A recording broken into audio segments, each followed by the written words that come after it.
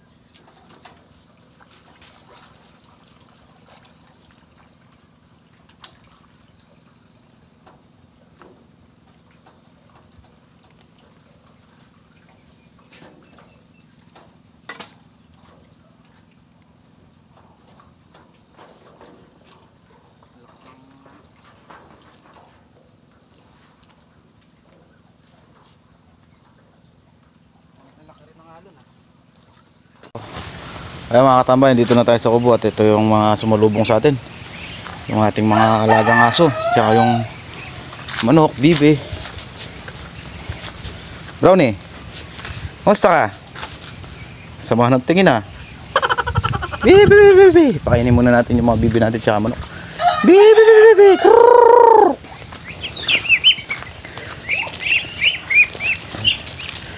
So yung pinapakain natin mga ano rin na mais. Yan, no? Mga katambay, ito yung mga alaga natin, maliliit pa lang. So yun yung mga inakay, yung inahin. Yan mga inahin. Yan. At ito si Sabrina, ang ating munting bantay dito sa ating kubo. Ayan, Sabrina. At so yung mga katambay, kung bago ka pa lang sa aking YouTube channel ay huwag kalimutan mag-subscribe at pakiclick yung notification bell para lagi kang update sa mga bago kong upload na video. At so yung mga katambay, tara samahan nyo ngayong araw na to at ikutan natin ulit ang ating mga alaga mais, kasi sabi ni Erpat ay meron daw mga naninira, yung mga uod. Yan, tingnan natin mga katambay. Yan, so yan mga katambay, balik makikita nyo, ayan yung mga dahon-dahon na yan, yung mga butas-butas, mga dinaanan ng uod yan. So yung nandito yan natin. So ano, mga langgam naman, langgam tsaka ano, bali ito mga katambay, oh. Yan, itong may butas na to, pinasukan ng uod yan. Tsaka yan, oh, may mga tama, pero dyan lang sa labas siya mga katambay. Yung sa loob wala naman siguro mga ano yan, pero tingnan natin. Baka sakaling wala naman talaga. Ay, yung iba mga katambay meron din eh. So in-spray na ni Airpot to, no? Tsaka kahit pumasok na yung uod ngayon dyan mga katambay, hindi na nila masisira yan kasi may mga laman na at medyo matigas na yan bunga nila. Yan, no? Ito yung mga katambay sa loob yan.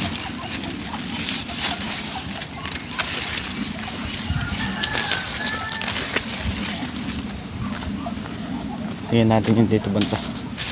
Ay, ito. Tingnan nyo, ayun, oh. Nakalabas na yung ano.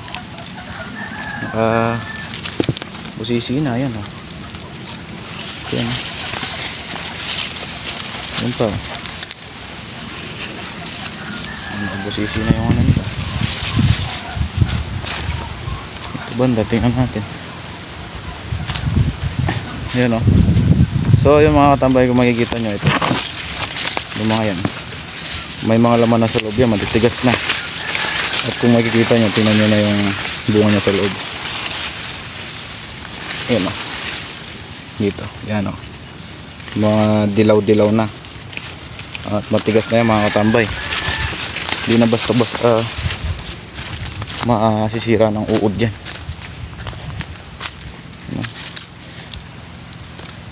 Yung mga panlabas lang naman yung masira dito mga katambay. Yung mga bakod lang. Kasi itong sa gilid na ito mga katambay, yung banda rito, yan, mga bakod lang yan. Yan. So dami na naman bunga ng mga ating mga sabang saging.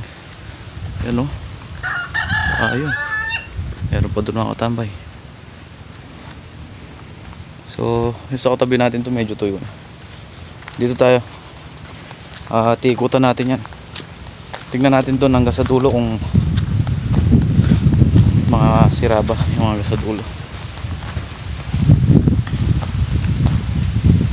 Lawak din mga katambay. Yan, kung makikita nyo, malawak din yan. 1.2 rin yan mga katambay.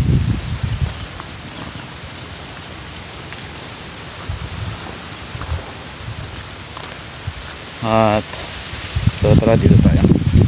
Tingnan natin yung punta dito sa may aripit, doon sa dulo. Ito mukhang maliliit lang yung laman. Yung mga pambakod lang talaga, maliliit lang yung laman. Ano ba yung mga yan? Basta sa line na unahan at ganyan mga tambay, maliliit yung laman yan. Pero tingnan mo naman yung sa loob niyan pag pinasukan mo yan mga katambay. Yan, o. Dito nakatabas na. Makikita mo yung sa loob niya malalaki. Yan, o. Pambakod lang yan pero malalaki dito sa gilid. Yung dito sa loob malalaki na yan. Pinasukan mo yung mga katambay.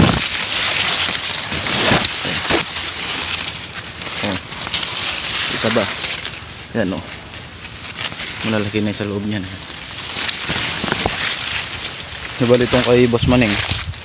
Yan. Umano na rin. Tanda na rin yung mga mais. Yan. Mga tuyo na. So, punta natin yung banda ron. Tara.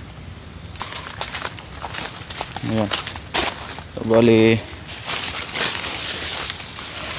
ang ating mga mais dito. Malapit na sa ano to. Sa bana. Pinaka ano ng tubig, bagsakan ng tubig yan. Kaya halos makikita nyo medyo magaganda yung size. Bali tinanggalan na ng dahon dito sa ano, sa may daanan para hindi mahirap dumaan. Yan.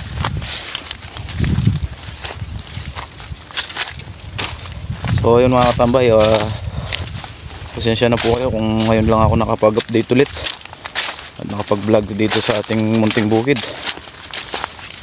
At sobrang hirap po ng internet, lalo na pag walang wifi, lalo na pag nagda-download ka lang at nag-upload ka ng video gamit lang ang data. Mahirap po pag mahina yung internet, maubos na yung ano, data bago ma-upload yung video. Minsan di pa natatapos. Yan. So ayan mga katambay, dilaw na yun sa ilalim niya. So ito yung nasa sa baba.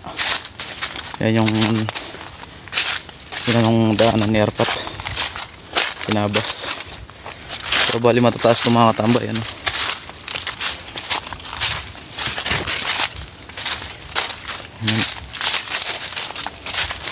So mga bandang February pwede na anihin to.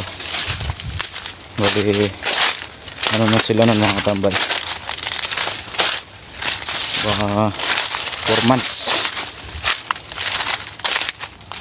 Yan. So bali pinatay ni Arpat yung isang tudling dito, no, para may daanan lang tayo. Yan. So dito na to sa may bana natin mga katambay.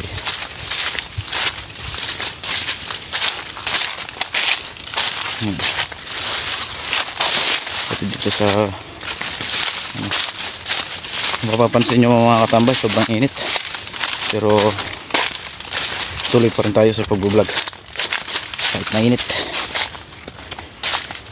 Napag-update man lang mga bawi katambay. Kung makikita nyo sa ating mga mais, mga goods naman dito sa dulo at mga wala naman tama. Yan dito sa loob. Yan, kita nyo mga katambay, maliit sa una, di ba? Dito sa pagdating sa pangalawa makikita nyo na agad sa loob na yan, malalaki na mga katambay. Yan. So maganda naman pala yun yung bunga dito, at hindi naman masyadong maliliit, at hindi naman napasukan ng mga naninirang insekto. Yan, dahil di na nila kayang di na nila kayang sirain dahil matigas na yung laman. Yan.